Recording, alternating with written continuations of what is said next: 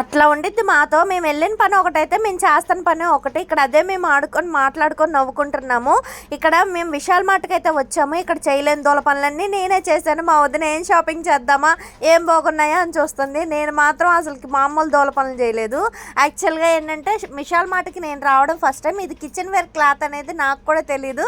మా వదిన నాకు చెప్పేంత వరకు. ఇలాంటి మాస్కులు మీరు యూజ్ చేస్తారా? నేనైతే యూజ్ చేయను. మొట్టలు వచ్చేస్తాయి. చూడు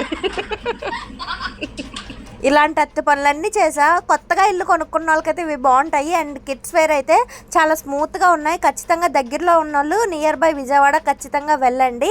అండ్ ఖచ్చితంగా ఇక్కడ అన్నీ ఉన్నాయి, కానీ ఏంటో అన్నీ క్లమ్జీగా కలిపేసి ఉండటం వలన మాకు కూడా ఏం అర్థం కల. జిమ్ వేర్ ఒక టీ షర్ట్ అయితే తీసుకున్నాను. అన్ని 4-5 గంటలు తిరిగి ఒక 400-500 మాత్రమే బిల్లు చేసుకున్నాను నేనైతే. అండ్ నెక్స్ట్ కొత్తగా పిల్లలు పుట్టిన వాళ్ళు కూడా వెళ్ళొచ్చు. అన్నీ బాగున్నాయి క్వాలిటీస్. వీడియో నచ్చితే లైక్ అండ్ షేర్.